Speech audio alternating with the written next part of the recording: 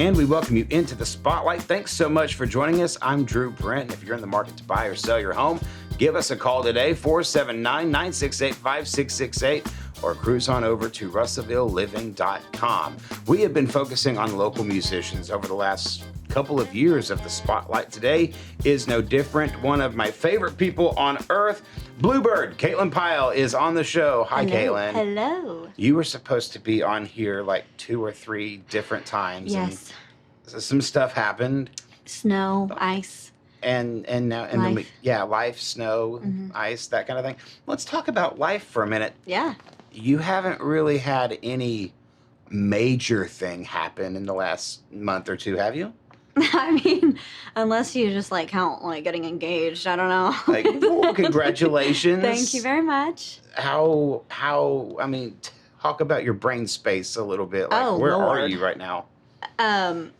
Euphoria, kind of, because it's I waited a very, very long time for this, patiently, painfully, and so we've made it here, and he is better than anything I could imagine, and he did it. He proposed at Disney World, which is my favorite place in the world, so it just could not have been more magical, and I'm over the moon.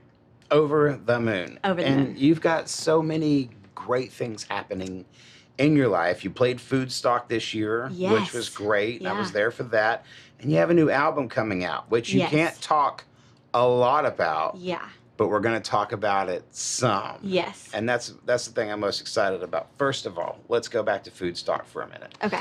I have been in the place where you just started a group and you're playing your first show, and your first show happens to be downtown. Yeah. That was my experience with Joey, Dylan, Corey, and Jeff Russell when we first started playing together. Yeah. And that was our first show, was a downtown show. There was one song, Caitlin, that we decided to do that I horribly butchered, just obliterated in a way that was borderline illegal in 5 countries. Oh, okay. Yeah, it wasn't great. So when something happened to us on stage that throws you for a loop. Yeah. You also kind of had an event that occurred on stage. Yep. Walk me through what happened and what you were thinking. Well, first of all, that was the very first time that we had all played together, all of us. Every practice, we had, I think, 3 practices total before we did that show. And then there was always someone missing. I think we had the full band one solid time before we actually did the entire show. We had never used this equipment, this in-ear equipment, which, by the way, did not work very well. So, I relied heavily on the monitors, which I haven't done since, youth. And it's an service. adjustment. Yeah, it's an adjustment to do, too. Yeah, it's scary. It's terrifying. And then I can't remember what song it was. It was my song that we were doing. We were right in the middle, and then there was this horrendous screeching that ensued. And then it was everything kind of shut down, and we were all just what's going on? But I think something that's really good about me, I'm not going to brag too much about myself, but is in really awkward, uncomfortable situations, I just go for the funny. I'm bring humor out, make a joke, and it just turns on. And that's what I did during that time. And I did that through the whole thing, actually, because I was very nervous. I don't normally get nervous, but I also sing at church, and that's what I do. Right. This was I'm performing now. I have to be entertaining. This is not for the Lord, our Savior, Jesus Christ. So And there's a difference, too, by the way. Yeah. Totally Yeah, different absolutely. mindset. And if it's not a different mindset, then you are doing one of those things wrong. Yes. Yeah. So my mind was make these people adore this band, however you have to do it. And I think it went really well. At the end of the night, we got a lot of really good response. I had you come up and talk about coming on here, and that was really cool. And I had someone else come up and say, hey, we'd like to talk to you about getting on a show or something. And I was like, well, that's crazy. So, yeah, I think it went really well even with the skirch. Skirch? Is that a word? I think I just made that up right now. But All right, yeah. I don't know even how to spell that, but we'll try. Yeah. Here's the reason I wanted to bring it up. Yeah. It's not, I mean, because every musician in the world has an embarrassing experience or some kind of something that happens with that. Does it affect your, especially because this was your first time performing, where does your brain go in that moment? Like, I mean, you say, hey, I've got to entertain, I've got to do these things. Your brain says, how am I going to do it? Yeah. So what was your brain space saying at that point? My brain said, this is happening, so make a joke. Or just, honestly, just be yourself. Because, like, that's what I would do normally. If something awkward in life happened, I would just make a joke to my friends or my family or whatever. So I just pretended like all these people were people that I knew very well and just said what I would say in a normal conversation, which went over really well. That might not be the case in every situation and scenario, but it worked for me, and that's what I did. You did, however, perform 2 of your songs that night, right? Or did you just do the one? I did one, and it was one that Jeremy Huddleston actually wrote and produced, and then I was the vocal for it. So technically it wasn't my song, but it's my vocal on the song, which is out on Spotify. It's called Shame on Me if you want to check it out. By the way, it's Caitlin, Yes. Pyle, Pyle, on Spotify. You need to check that out. And Yes. that's what we need to dive into next, because Yes. you have 2 of your own originals out right now. Yes. Narcissist is one, and the other one is Energy. Energy. I actually have another one called Not the Poker Type. It's not, the difference is Energy and Narcissist are with Curtis Bland through CB Productions. Yep. By the way, if anybody is listening and is like a musician or an artist that needs production help, CB Productions or Jeremy Huddleston Productions, both of them are phenomenal, and I work with both of them. Yeah, they're outstanding. Yes. Outstanding. Yeah. I've been asking H to come on the show for a year. So maybe we'll get it done at some point before 2027. I mean, you literally just called him out right now, so, and I'm gonna tag him now. Oh yeah, good. I would Tag him, appreciate- send a text. Yeah, you know, Like, I'm hashtag. not working with you anymore until you go on this show. That's not wise of you to do that. Yeah, I'm not gonna do that. That's a bad idea. Let's talk about the songs. Okay. We had Rob McCormick on yesterday as this airs. And I asked him about his songwriting process. Yeah. It is my experience with musicians that songs come from one of 2 places. All right? They come from an extreme high of, euphoria, or they come from an extreme hurt / anger, rage-filled, kind of a thing. Where were you writing from? For both of those? Or Yeah. Oh, okay. Energy, I was going through a confusing time in my life, and it was more of an empowerment song for girls, basically being like, don't settle for something that you're giving more energy to if you're receiving less energy. So that was kind of like, I was trying to talk to myself because I knew that I was. And so I was like, what would I tell myself in this situation to whatever, to empower myself, which actually ended up being super cool. Okay, let's touch on something. Okay. Did you know you were talking to yourself when you wrote the song? No, I didn't, until everything came to fruition and until I sang it over and over again, and then I started to feel the emotion. I was like, oh. So this was a song that came from a place that was you. Yes. That you were subconsciously writing to you. Yes. How do you reconcile that in your mind? Reconcile, meaning? Well, I mean, when you put together a piece of art, you know that there's some form of expression that comes out. Every artist says that. But then when you realize that that message is to you and that you wrote it to you, meaning at some point you knew that you were having these feelings. Yeah.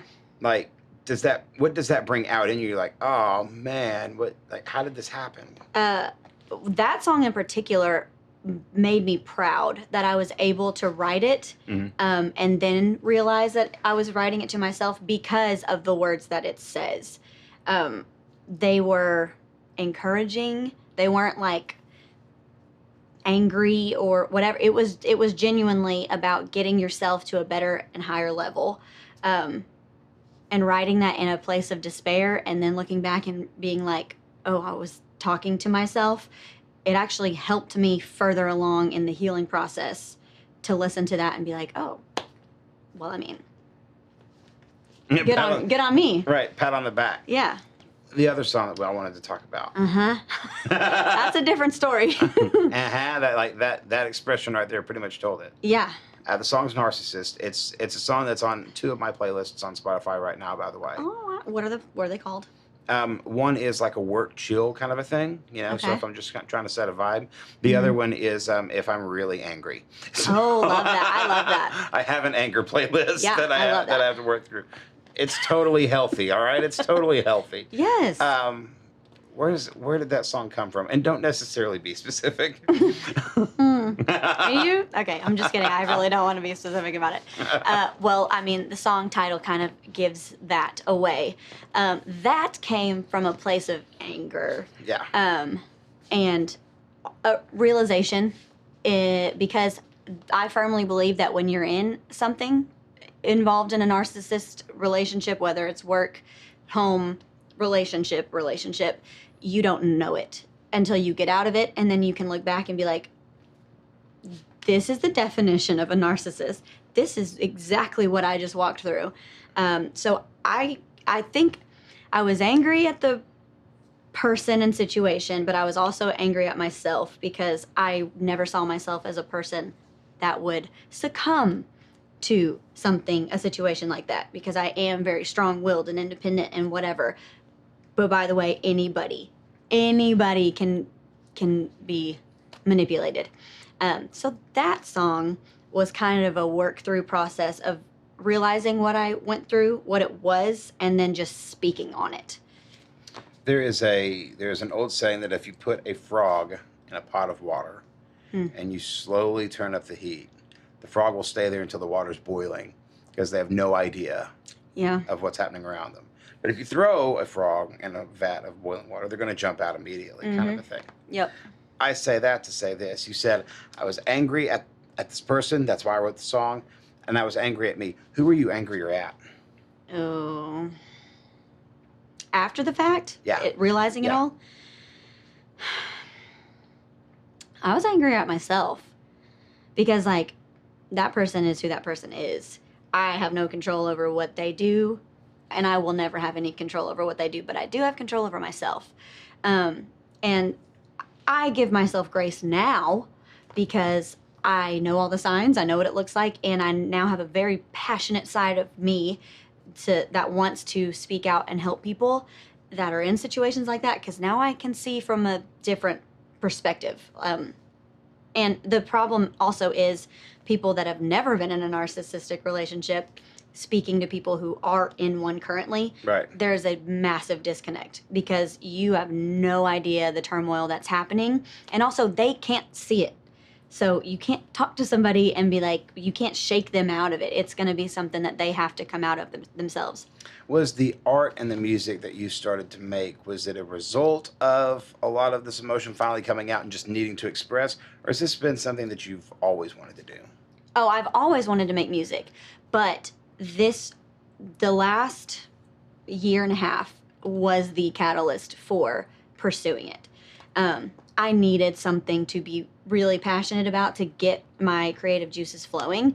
I have in the past, I've written like 1 or 2 songs and acted on them and done some stuff with TV, commercials and stuff like that. But it wasn't something, me personally, I wanted to put out and be excited about.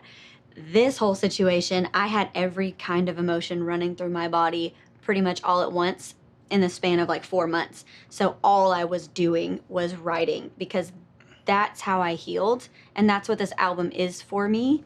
It's like, it is literally my healing journey put into 10 songs.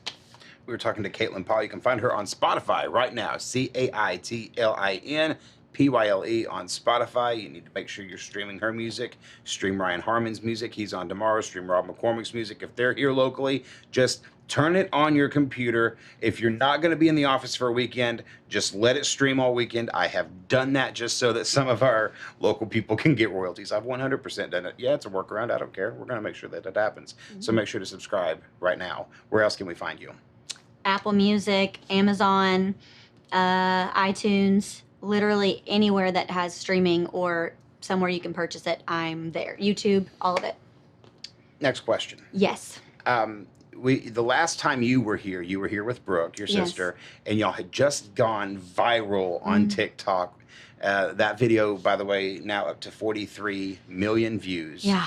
And you have over 150,000 followers on TikTok now, which I'm assuming you're putting music out on TikTok too. Yes. Some. As it comes, yeah. Okay, so here's a question. Mm-hmm. With an instantly built-in following, is there more of a pressure on you now when it comes to writing and producing music, whereas maybe you're afraid to take as many risks, or do you take more risks? I'm not afraid of anything in that regard because it's not for anybody but for me. Like, I started this journey for me. I want this to be my process. So there's not a ultimate timeline on, like, we can't put out a due date or whatever because I want it to be authentic. I don't want to go into it pressured because I feel like that can alter the sound or that could alter what the meaning behind it. I don't want to put something out that I'm not 100% proud of. So I'm not going to be pressured or feel any kind of push to do or be a certain way in that. You're a Russellville girl. Yeah. You've always been here, right? Yeah. Well, I lived in Conway for like 2 years, but beyond that, Russellville. you've been River Valley forever. Oh yeah. Are you planning on staying around? Yes. Okay. Yeah. This is a show where we talk about how great the River Valley is. Yeah. So I'll ask the question: what's so great about the River Valley? Everything. Okay, so in my job, my like day-to-day job, I talk to like 35 people a day, just different people, and we get into this conversation all the time. People who have moved here. I've met like Australian people that have moved here, British people, people from Germany. I'm like, they're like, I genuinely want to know like why Russellville? And then they ask what my favorite parts of Russellville are, or the River Valley. I love that we can go to the mountain if we want to. We can go to the lake if we want to. It's a community-based city. It feels like everybody's really, really nice. Like if you go, seriously, like pay attention. If you ever go just out, there's a difference. There really is a difference. And also, I feel like our city has been, over the last like 5 to 10 years, really focused on making downtown really good, on putting on more community-based events. The art walk has gotten bigger and better. The Christmas, we have like one of the best Christmas parades in Arkansas is what I heard. It was one of the largest in the state for a long time. It's still one of the largest in the state. Yeah, so all of it. All of that is my favorite. All of the things? All of the things is my favorite. Yes. Right, exactly. You're a Christmas family. Oh, yeah. That's something we should talk about, just briefly. Let's talk about it. Your mama has every Christmas decoration, I think, that's ever been manufactured. Kind of walk me through, what does the Pyle household look like at Christmas? Okay, well, it takes like a week to do everything. It takes one full day to just do her Christmas houses. Because when we built the house, we built it for my mom. She had a plan. The living room, the built-in shelves were strictly for her Christmas houses. There's a plug in every other shelf because we have to have plugs to light up all the houses. I think she has like over 100 to 150 Christmas houses. And then you count the Santa Clauses, and then you count the inflatables. And then we have like 6 Christmas trees, one in almost every room. So you can basically say that our house is probably second best to the North Pole. Let's get back to music for a minute. There's a bunch of really good talent in this area. I think it might be the most underrated group of talent in the entire state of Arkansas. I agree. And I've also noticed, too, that it's probably safe to say that 85% of them started in church. Oh, yeah. Here's the question. You hit on this earlier, and I wanted your perspective. The difference in singing in church versus singing, anywhere else, downtown or, at the coffee shop, at a bar, when you're performing versus when you're leading worship. Is it hard for you to make the switch? And what's the primary difference? I don't think it's hard to make the switch. I will say doing it live for the first time was difficult because there's a whole new set of nerves that comes on. Because I started in church in J-Kids. Like, I started leading when I was 10 years old. And for the folks who are out there who don't know the terminology, that's Journey Kids. That's yes. from Journey Church. J Kids is, it was 2nd through 5th grade, I think. Yeah. Yeah. Okay. Go ahead. Yeah. So I started like 10 years old leading praise and worship for kids, and then worked my way up all the way to adult services. That's what I do now. Big church. Big church, yes.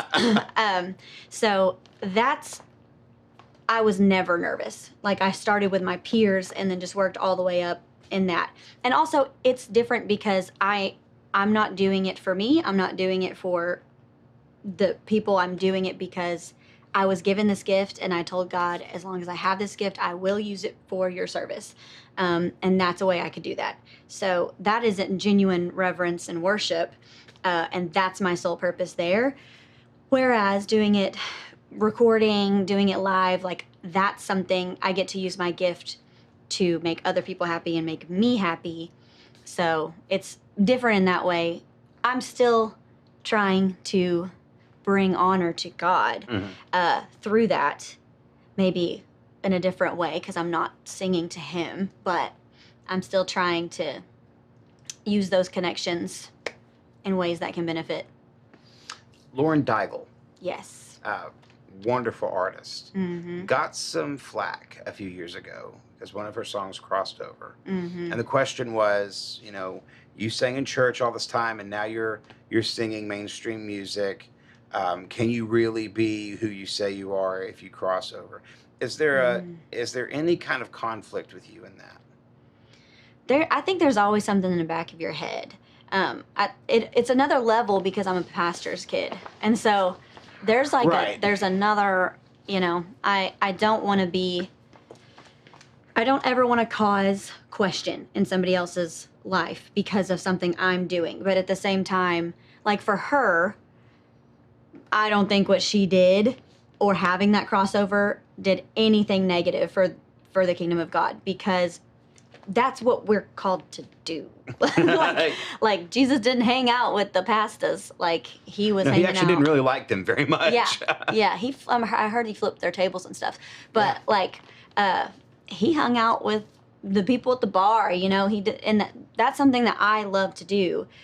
Is just go out. Like, I'll go to karaoke night and like have a good night there. And I've actually had some really interesting conversations in the old bank bathroom. About, I'm not kidding, like, godly conversations with, just average people, because that's what I feel like we're called to do. So I actually think it's beneficial to be outspoken about it and still, have secular music, stuff that people listen to on the radio.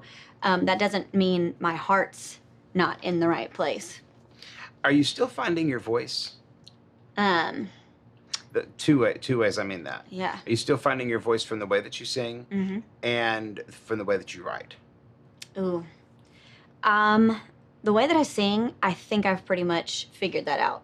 I've had that figured out for like the last couple of years. Writing is different because it comes from all different areas of me. Like, it can either come from emotion, or it can be, hey, a friend can be like, I've had this situation happen, and I will literally hear their story and write for them. Or sometimes I literally get a melody in my head and I write specifically to the melody. So that's been interesting, because I don't think I actually have a writing style. I just kind of do.